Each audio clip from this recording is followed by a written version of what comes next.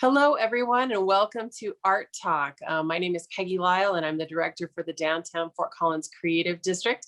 I'm so honored to be able to host this for Downtown Fort Collins. Every single month, we're able to talk with really interesting, creative industry artists, people that are doing neat things in relation to arts in downtown. And we're excited today to be able to have one of the most prolific art creators in downtown, which is the city of Fort Collins, if you can believe it. It's awesome. I'm honored to have Miss Liz Good here from the Visual Arts Department for Cultural Services at the city of Fort Collins. Welcome, Liz. Hi, Peggy. How are you? Good. How you doing? Good. You know, March is a fun month. It starts to feel like spring. I know we still get snows, but I'm hopeful. I've got my colorful flower pictures and flowers behind me, hoping for some spring here soon. Great. Me too.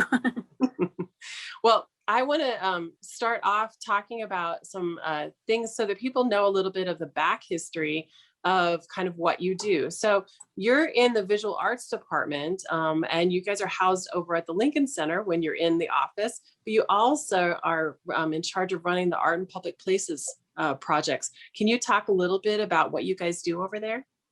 Yeah. So we have the Art and Public Places, which is a big part of our job and outreach into the city. And then we also manage the art gallery at the Lincoln Center and the Carnegie Center for Creativity, which are both unfortunately closed right now due to COVID, but will hopefully be open soon. But we've been really busy with creating a lot of public art.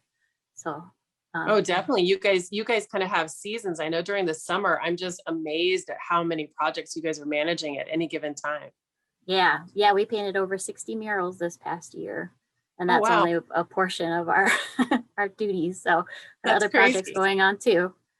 That's wonderful. Well, and our downtown is fortunate to have so much public art thanks to you guys. And people are able to experience that anytime during the year. And as we get into the spring season, it's even easier to get outside and walk around. So I wanted to touch on a couple of cool things that you guys are doing, but one that people might not know about is that they can actually just plan they have 30 minutes, they can take a little downtown tour of their own.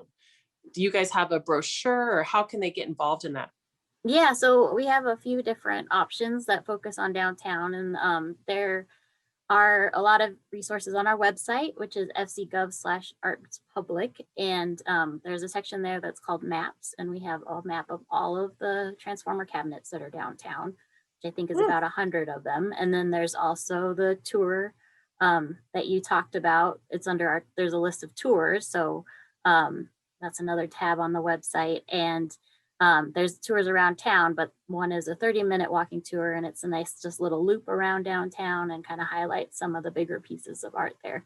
And then also on our website on the map section, we have a GIS map through the city. mm. And so Art and Public Places has a layer, they call it, on there. And so we have everything separated out by transformer cabinets and then the pedestrian pavers that kids make through our program. Then we put into sidewalks, and then also just our general APP projects. So there's a map of all projects link that goes to the GIS, and that has location services actually. So if you have your phone Mm. with location services, you can click on the little locator thing and it'll go to where you are and show you what all artwork is right around you.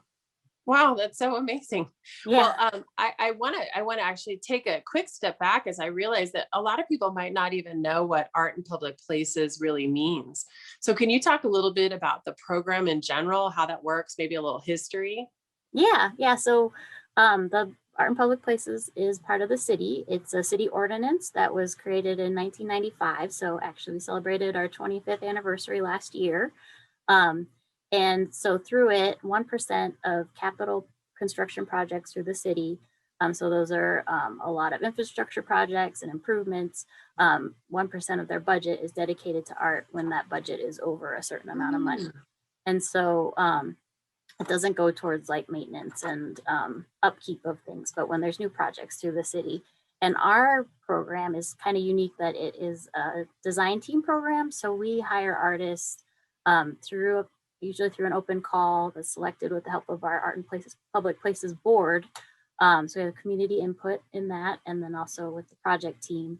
artists are selected at the very beginning of the project, and they work as the project is developed with the architects and the landscape architects and all the different people to figure out what the best way to fit the art into the project is. So that creates a lot of really unique integrated art into the city, and then also some opportunities that you wouldn't really know if you weren't working throughout the whole project.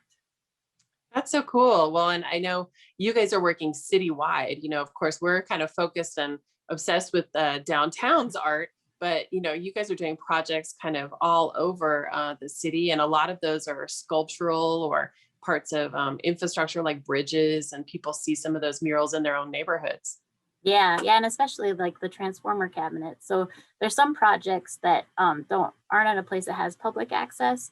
So the money, especially like with utilities, since they have so many kind of more infrastructure, more functional projects, that the money kind of gets grouped into a fund that we can kind of spread out through the city that still works with the utilities department, so they can figure out better opportunities to use that funding. And so like the transformer cabinets, that's one that definitely spreads out all the way across town. We've painted almost 350 of those Wow. transformer cabinet boxes, all the way from the north end of town to the south end of town, east and west. And they actually are a graffiti deferment project. So they Right. serve two purposes. So they're selected based on cabinets that are regularly tagged, and we find that they pretty much aren't after that. So it's a really successful program, and it definitely spreads the art out around town. Well, and I think one of the key things that people forget is you guys are probably one of the largest employers of artists in our community, or visual artists, I should say, because you guys are employing painters and sculptors throughout the year. Yeah, yeah, we definitely work with a lot of different artists, and we pay people for all the projects they do, all the way down to the kids that are drawing drawings for pedestrian pavers. And we work to have some of our projects are focused on artists that are within the community. So like the transformer cabinets focus on artists that are within the growth management area, so that the money that goes to utilities kind of stays within the ratepayers and supports the very local artists. What an awesome thing. I mean, what a great asset to our entire community to have a city that's kind of such a great advocate for arts. And we appreciate all that you guys do. Well, Thanks. I'm excited because a lot of people, you and I know about this stuff, but a lot of people don't necessarily know all the things that they can see. So you've been mentioning the transformer cabinets. Can you be more specific about what those are and where people can see them? Yeah, so it's actually a program that was started in 2006 from an idea that one of the engineers in the utilities service, the light and power part of utilities, had, when he realized that that graffiti is, sorry. So they're all getting tagged. Everything was right. So getting any utility box is out there is a perfect target for being tagged and graffitied, because it's just a perfect canvas. Right, a perfect target. Yeah. So Craig Bader in our utilities department was reading an article about how murals rarely get tagged, and had the idea that maybe they could partner with Art in Public Places, use the funding to create murals on the cabinets, and see if that would cut down on the tagging, because it costs a lot of money for them to go out and repaint them all the time, and the man hours and all that when it happens over and over again. So in 2006, they started with Tenney Alley, which is downtown. That's just north of Mountain, west of College. Was that Amelia's? Amelia was the first artist. That's fun. Yeah, so that's kind of a rare one, where there's 6 cabinets in that alley that are all painted by Amelia. So it's a continuous, it's inspired by a river, and it starts at one end, and there's kind of it's her signature dots, but there's kind of a line that continues all the way throughout her cabinets in the alley from one end to the other that represents the river. And you said now you guys have painted how many citywide? Almost 350. Wow. That's really impressive. And it also is a little bit of a what's the right word? Award winning. That's the word I was looking for. You guys are award winning, right? I mean, it was really kind of a first of its kind in the nation. Yeah, as far as we know, it's the first, especially as a graffiti mitigation program, and we definitely get contacted regularly from other cities because it's a nationally known program and people are looking to learn from what we've done and the successes that we've had. That's so impressive. Well, okay, I'm going to move on to the next cool thing. So you guys also have pavers, and those are in the sidewalks. There's some historic pavers, but there are also ones that are created by some of our younger artists in town. Can you tell us about that program?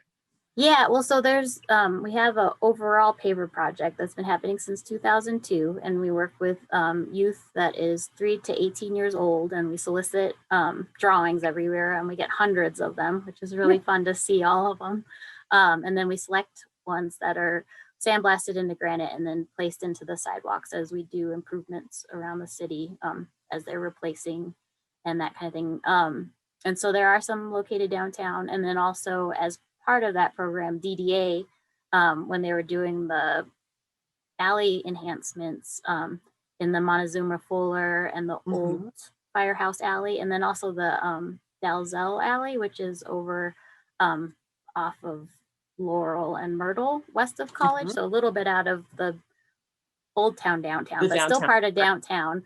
Mhm. They worked with us and selected drawings. So each of those alleys has 20 pavers in the alley itself. So there's 60 total as part of that project. So they're all focused downtown and each one has a theme. So Montezuma Fuller, which is between Oak and Mountain east of College, is all based on sustainability.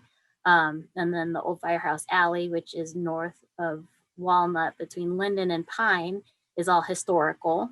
And then the one in Dalzell, which is over where I was saying on Laurel, near Laurel, is art and music. So the kids all submitted on different themes and then their drawings were selected. And as I mentioned, we work with the artists and we give them an honorarium so they get the whole process of being a public artist. And Oh, then, that's so amazing. I had no idea that they had themes. oh I guess yeah, yeah, I've taken pictures of lots of them and looked at lots of them, and I hadn't really put it together. There were themes on each one of the alleys. yeah, it's worth taking a closer look. And then in addition to the children pay, and yeah, there are some of the other just general ones that we get from every year that are spread out downtown and then throughout the city. And those are all included on the GIS map that I So mentioned people if people can, are yeah, people looking can for. go find their own if they want. Yeah, yeah, and they're pictures of all of them on our website too. So if you do go to fc.gov/pavers, it'll go right to all of the pavers.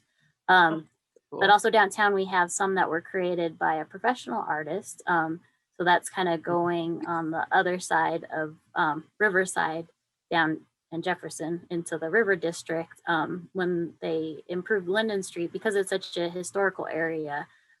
Susan K. Daly did larger historical papers that tell kind of the history of the area and history of Fort Collins because really that is kind of the epicenter of where the fort was and then where all of downtown started. So there's a series that go from Riverside over, or I think it's Jefferson there, right? Or I don't know where it switches. Jefferson. Yep, it's Jefferson there. Wherever it switches.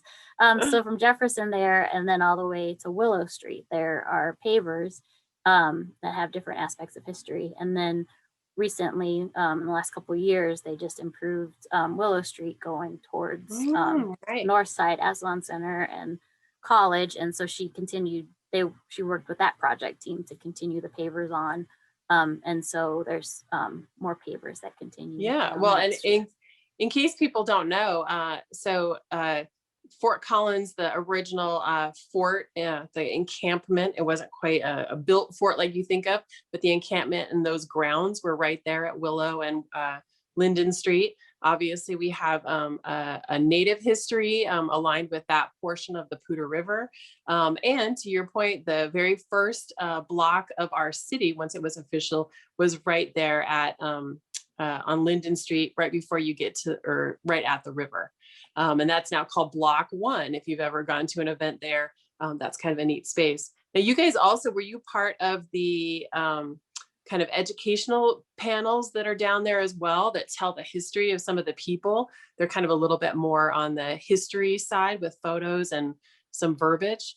Yeah, as far as I know, I think that's more. I mean, it's part of the project, so it's part of that encompassing effort that I talked about where the artist is involved in the project team and that kind of stuff. But I mean, specifically our focus in that area was the pavers, but the research that was done for those panels, which are really interesting and good They to are.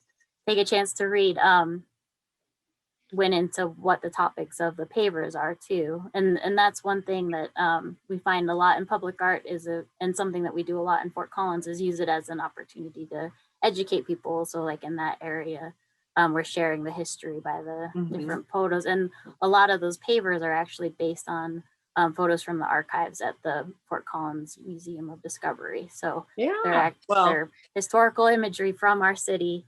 yeah, you can showing learn a of different lot. aspects. You can learn a lot just grabbing your coffee at, Ginger Baker or something and strolling around that area. You can learn a ton about where Fort Collins kind of evolved from. Well, and since we're in that area, I thought we might as well go ahead and take a little bit of a detour in our conversation and talk about some new projects that you guys have.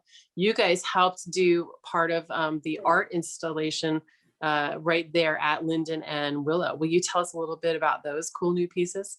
Yeah, so and actually along the lines of the education aspect, the pieces there are by Andy Dufford and Chevo Studios, and they actually serve as an educational opportunity about the river.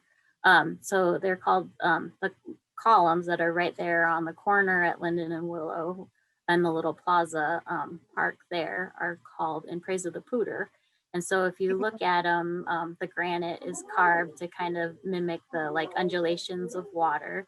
And then there's imagery carved into it of the river. It has animals, it has the plants, it's the whole ecosystem of the river. And then there are metal sides that light up at night. And so they represent the reflections of light on the water.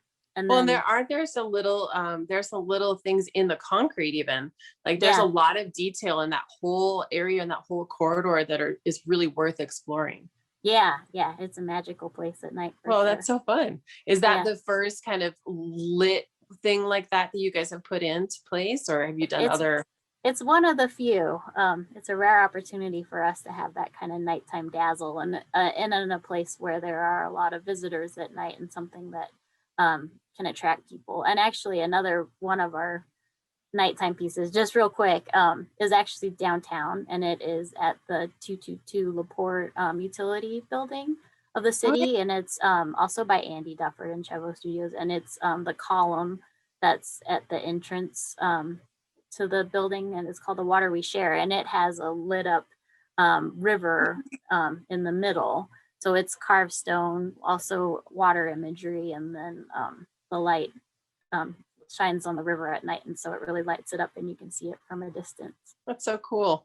But and you guys do a great job, I feel like, too, of telling the story and having artists kind of interpret the stories of the neighborhoods. I know you have specific kinds of work that you have at the Aslan Center or at Buckingham or along the Mason corridor. A lot of those are very interpretive of that specific area or cultural aspects, and I really appreciate that you guys are bringing some of that history and story into everything as well. Well, thanks. Yeah, and it is, especially there's such a nexus between the river and the history of the city, because there's also, in addition to those columns that we were talking, Andy also worked on, there's some seating areas that go from that corner down to the Aslan Center, and they represent the what is it? Sorry, I forgot my word. Like the transference of water through history. So it kind of starts at the west end and it's a canyon. And then the next one is a mill race that was, representative of taking the water into the city to run the mills and other aspects. And then the third one is just pipes. And so it has kind of the city infrastructure and the pipes that are under it. So it's just a little fun history of water transportation through the city and how it relates to the river that's right there.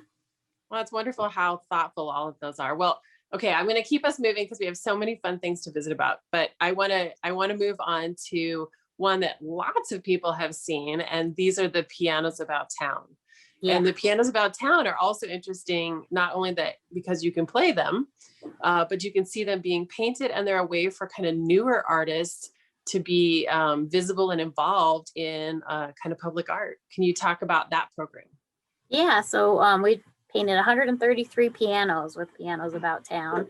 And then last year was our 10th year of that program. So I remember celebrating when it was a lot 100. of. I remember when it was 100. It feels so crazy. We've already done 30 more. You're so busy. Yeah, so we paint about 13 of those a year. So May through October, there's a new piano that's painted every 2 weeks. And then we paint a couple more inside, either in the spring or the winter after that season. And a lot of people ask, we've never repainted a piano. So each piano is donated by a community member and gets its own mural. And so they live out their life outside and get a lot of love and appreciation. And they get tuned. They get tuned every week, and someone's dedicated to covering them in bad weather. And yeah, well, so not quite every week, but they are tuned and maintained. We do have community partners that we work with to cover, and we also appreciate if community members see that they're uncovered when there's bad weather coming in or it's late at night, just to cover them up so that they're protected, and that helps them last longer. And we definitely appreciate people that are able to help with that. But yeah, so they do get professional care. They're professionally tuned. In the summer, we're moving them every 2 weeks. So not every piano gets moved every time, but they do shift around. Part of the fun of the program is that they are popping in and out of locations, and you don't always know where they're going to be. There are some kind of regular locations downtown. There's usually one on the square. There's usually one in Jazz Alley. And then all of the parking garages have pianos in them too. And Oak Street Plaza often has one there too. So yeah, so there's some that it pops in and out of. So Oak Street Plaza is one of those, and then also the downtown library. And then there's some other spots. And then there's also more around town too. If you're not downtown, but we're focusing on downtown. Well, but and then also we're selfishly talking about downtown. Selfishly talking about. So I mentioned Jazz Alley, which is by the Mitchell Block building, which is at Mountain and Walnut. And that's actually where there are a collection of the pianos in the windows too. So that's a nice place to kind of go window shopping and see a lot of piano murals all in the same spot. I think there's 13 pianos typically there, and it's lit at night. And so it's just a fun little. And that's a great thing that people can do, if they're kind of just walking around. That's a very easy, non-committal thing to do, is just walk around that building and gaze in and look at all the amazing artwork that's been created on the pianos. Yeah, well, it's so rare to see them next to each other like that too. It's always so impressive, and I'm always, it makes me, it's like a kid at a candy store, and I really just like want to go in and play one of those, and because there's so many cool things in there. Well, I also wanted to talk about a project that we got to work together on this last year. And I'm super proud of this and loved what ended up happening. Due to the pandemic, we were able to start having dining happen on temporary patios. Because restaurants weren't able to have them inside their buildings for a while. Starting last summer, we had these concrete barricades that were creating patios out of parking spaces. And so what we kind of ended up doing together was being able to create murals on those barriers and hire artists to help create kind of a more inviting dining experience for all of the people who wanted to come downtown. And really, those things have been kind of a lifeblood to a lot of restaurants. So talk to me about kind of what we did there. Yeah, no, it was amazing.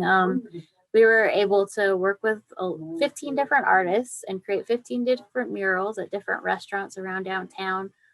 We worked with the creative district, and then also with the city's engineering department, traffic operations, and streets department to make that happen. And then also the Jason and Lucy Career Foundation for the Arts helped with a little bit with some of the funding for that, because they typically are a major sponsor of our studio tour that didn't happen. And so they graciously helped out with this other project to continue to help out local artists and support them in the community, which was amazing. Yeah, and I know right now, dining is kind of on people's minds, because Great Plates of Downtown, which happens annually, that's happening right now, March 1st through the 14th. So some of the folks have even taken winter patio dining to the extreme, which is awesome. And so they have greenhouses and fire pits and little ice fishing igloos and arrow streams and everything kind of on their patios so that people can still dine. So you can still appreciate all of those different murals as you walk by, or if you decide that you're going to dine on a patio during the winter. Yeah, it's Well, amazing. Oh, sorry. I was just going to add, Okay. just like amazing what a environment that the artwork creates. And we worked with the restaurant owners to get some inspiration for the different themes of the murals, and they really create a special place, especially when you consider what it was like sitting next to a concrete wall versus those like beautiful murals. So I'm glad it worked out so well. Well, and I'm selfishly, I'm not happy that we still have to have the temporary dining areas, but I am really happy that we get to have the artwork out a longer period of time. And I'm Yeah. really appreciative that you guys worked with the Creative District to help make that actually come to fruition. It's really a nice addition to downtown. Yeah, it was Okay. a great effort through the city and the different departments that work with that. And I wanted to add too that we're hoping that once the barriers are moved, they will still be in use, and so that people will be able to see the artwork and the murals out in the roads and different construction projects going forward. So that artwork hopefully will live on and pop up around town and add a little magic to just the Yeah, streets. and again, was really fun because we were able to employ artists during a hard time too. So that was great. Well, I feel like we had so many fun things to visit about, and I don't want to take up any more of your time. I want people to start planning kind of what they can go do as far as public art and enjoying downtown. Tell us how they can kind of use your website or visit Fort Collins or one of those resources to help plan kind of their exploration. Yeah, so I mean, definitely our website is a great resource, and that's fcgov/arts public. So on there, as I mentioned, there's a tab for maps, and so that's where the downtown transformer cabinets, and then the link to just the GIS that just shows where everything we've done is. And then there's the tours tab that also has the walking tour that we talked about, which is really great.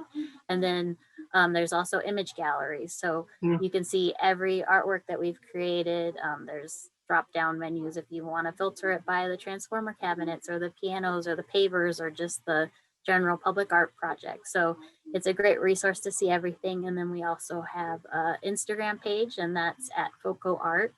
And then as far as physical copies of the tours, you can get the walking tour and the downtown transformer cabinet mats at Visit Fort Collins Downtown.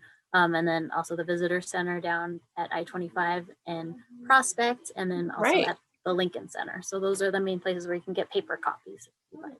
Well, you guys are doing amazing things. I encourage everyone to go downtown and explore some of the murals. We didn't even get to talk about the murals, but murals and pavers. And I mean, there's just so much that you guys are doing. And we really appreciate all that you do for artists and creatives in our city. Thanks, Peggy. And I just do want to jump in if I can and say that all the art that's downtown isn't by the city. And I just want to acknowledge that public art isn't just by the city. We have a lot of great organizations in Fort Collins that create artwork. So a lot of the murals downtown are through the FC Mural Project or the Downtown Development Authority. The city can only paint things that we own. So a lot of the bigger murals are actually through those organizations, or the business owners paint the murals on their buildings, which is really amazing that we have a city that is so supportive of the arts and is adding, I mean, not the city, the community, the people that live here and the people that work here and are so supportive of arts that they also contribute to the great public art environment that we have. And then, yeah, there's also all the sculptures on the downtown square are part of the DDA's Sculpture in the Square project that rotate every year. And so we have a lot of contributors to making downtown such a great place. Well, and I really appreciate you mentioning that, because it sort of takes a village to make such a cool place to live. And, you guys are certainly a core part of that. And we appreciate the connectivity that you bring for all of us and helping tell our story.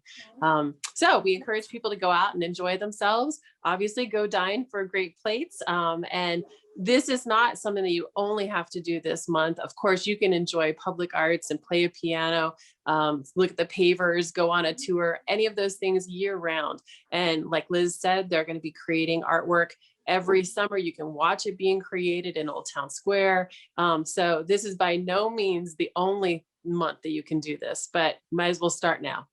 So thanks, Liz, so much for visiting with us today. And if people need any more information about anything downtown, go to downtownfortcollins.com. I'm Peggy Lyle from the Downtown Fort Collins Creative District, and thanks for stopping by. Thanks, Peggy. Bye. Bye.